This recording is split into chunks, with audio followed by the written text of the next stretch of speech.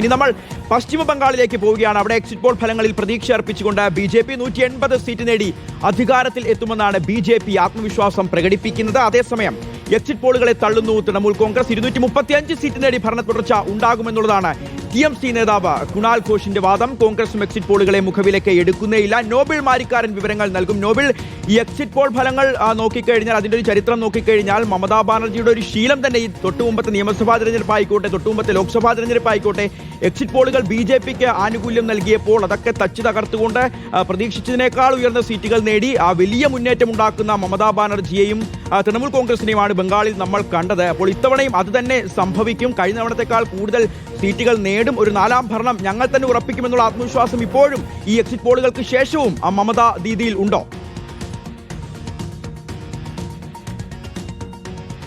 ഷിഹാസ്, പശ്ചിമ ബംഗാളിലെ എക്സിറ്റ് പോളുമായി ബന്ധപ്പെട്ട തർക്കങ്ങളും അതോടൊപ്പം തന്നെ വാദപ്രതിവാദങ്ങളും തുടരുകയാണ്. പ്രധാനമായും ഇപ്പോഴത്തെ എക്സിറ്റ് പോൾ ഫലങ്ങളെ പൂർണ്ണമായും തൃണമൂൽ കോൺഗ്രസ് തള്ളുന്നുണ്ട്. കാരണം കഴിഞ്ഞ 3 വട്ടവും ഇതേപോലെ തന്നെ സംഭവിച്ചിരുന്നു. കാരണം BJPക്ക് സീറ്റ് വർദ്ധിക്കുമെന്നും BJP അധികാരത്തിൽ വരുമെന്നൊക്കെ പ്രവചനം കഴിഞ്ഞ തവണ അടക്കം ഉണ്ടായതാണ്. പ്രത്യേകിച്ച് കഴിഞ്ഞ തവണ BJPക്ക് 115 മുതൽ 157 സീറ്റുകൾ വരെ എക്സിറ്റ് പോളിൽ പ്രവചനം ഉണ്ടായിരുന്നു. പക്ഷേ കിട്ടിയത് വെറും 77 സീറ്റ് മാത്രമാണ്. ഇത്തവണ എന്താണെങ്കിലും അതുകൊണ്ട് തന്നെ എക്സിറ്റ് പോളുകളെ പൂർണ്ണമായും മുൻകാലത്തെ ചരിത്രം അടക്കം ചൂണ്ടിക്കാണിച്ചുകൊണ്ട് തള്ളിക്കൊണ്ടിരിക്കുകയാണ് ഇപ്പോൾ എന്താണെങ്കിലും തൃണമൂൽ കോൺഗ്രസ് ചെയ്തുകൊണ്ടിരിക്കുന്നത്. 230ഓളം സീറ്റുകൾ നേടിക്കൊണ്ട് അധികാരത്തിൽ വരും എന്നാണ് ഇതിൽ 235 സീറ്റുകൾ നേടും എന്നാണ് TMC വ്യക്തമാക്കുകയും ചെയ്യുന്നത്. 50 സീറ്റിലേക്ക് BJP ഒതുങ്ങും എന്നും തൃണമൂൽ പറയുന്നു. അതേസമയം BJP ക്യാമ്പിന് ആത്മവിശ്വാസം ഇരട്ടിയായിട്ടുണ്ട് എന്നാണ് യാഥാർത്ഥ്യം. കാരണം കഴിഞ്ഞ കുറേ ദിവസങ്ങളായി വലിയ ആവേശത്തിലാണ് BJP ക്യാമ്പ് ഈ തെരഞ്ഞെടുപ്പ് പ്രചാരണം നടത്തിയത്. അതിന്റെ ആവേശം എന്താണെങ്കിലും 4 ഇരട്ടി ഇപ്പോൾ വർദ്ധിച്ചിട്ടുണ്ട് എക്സിറ്റ് പോൾ ഫലം വന്നപ്പോൾ എന്ന് വേണം നമുക്ക് മനസ്സിലാക്കാൻ. 180 സീറ്റുകളാണ് BJPയുടെ കണക്കൂട്ടൽ. 180 സീറ്റ് നേടി പാർട്ടി അധികാരത്തിൽ വരുമെന്ന് സംസ്ഥാന അധ്യക്ഷൻ അടക്കമുള്ള ആളുകൾ ആത്മവിശ്വാസം പ്രകടിപ്പിക്കുന്നു. അതുമാത്രമല്ല, TMCയും ജനങ്ങളും തമ്മിലായിരുന്നു പോരാട്ടം. ആ പോരാട്ടത്തിൽ കൃത്യമായി തന്നെ ജനങ്ങൾ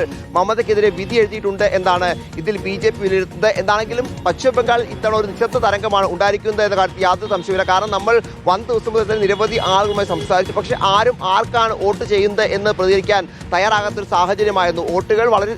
വോട്ടുകൾ അവർ കൃത്യമായി തന്നെ നിശബ്ദമായി വെച്ചിരിക്കുകയാണ് എന്നാണ് ഏറ്റവും പ്രധാനപ്പെട്ട കാര്യം. ഏതാണെങ്കിലും ആ നിശബ്ദ തരംഗം ആർക്ക് അനുകൂലമാകും എന്ന പശ്ചിമ ബംഗാളിന്റെ പ്രധാനപ്പെട്ട ചോദ്യമാണ്. 4ാം വട്ടവും മമത എത്തുകയാണെങ്കിൽ തീർച്ചയായും അതൊരു ചരിത്രമായിരിക്കും എന്നുകൂടി എടുത്തു പറയേണ്ടി വരും. കാരണം എല്ലാ ഘടകങ്ങളും മമതയ്ക്ക് ഈ തെരഞ്ഞെടുപ്പിൽ എതിരായിരുന്നു എന്നാണ് യാഥാർത്ഥ്യം. കാരണം SIRമായി ബന്ധപ്പെട്ട പ്രശ്നങ്ങൾ, തെരഞ്ഞെടുപ്പ് കമ്മീഷൻ, BJP, കേന്ദ്ര സർക്കാർ, സുപ്രീം കോടതി നേരിട്ട് തിരിച്ചടി. അത് മാത്രമല്ല, കോൺഗ്രസും CPMും ഒറ്റയ്ക്കൊറ്റയ്ക്ക് മത്സരിക്കുന്നു. അതിനപ്പുറം ഭരണവിരുദ്ധ വികാരം. 13 വർഷം സംസ്ഥാനം ഭരിച്ച പാർട്ടിയാണ്. സ്വാഭാവികം ഭരണവിരുദ്ധ വികാരം ഉണ്ട്. അത്തരത്തിൽ ആർജിക്കാർ പോലുള്ള സ്ത്രീകളുമായി ബന്ധപ്പെട്ട കൊലപാതകങ്ങളുമായി ബന്ധപ്പെട്ട വിഷയങ്ങളുണ്ട്. എന്താണെങ്കിലും അത്രയധികം പ്രതികൂല ഘടകങ്ങൾ എന്താണെങ്കിലും മമതയ്ക്ക് ഈ തെരഞ്ഞെടുപ്പിൽ ഉണ്ടായിരുന്നു. അതിലേക്ക് മറികടന്നുകൊണ്ട് ഇപ്പോൾ TMC അവകാശപ്പെടുന്ന പോലെ 235 അല്ലെങ്കിൽ ഭരണത്തിലേക്ക് വരികയോ ചെയ്യുകയാണെങ്കിൽ തീർച്ചയായും അത് വലിയൊരു ചരിത്രമായിരിക്കും എന്ന കാര്യത്തിൽ യാതൊരു സംശയമില്ല. കഴിഞ്ഞ 294 സീറ്റുകളാണ് ബംഗാളിൽ ആകെയുള്ളത്. ഇതിൽ 2021 BJPക്ക് 77 സീറ്റുകളാണ് അവരുടെ കയ്യിലുള്ളത്.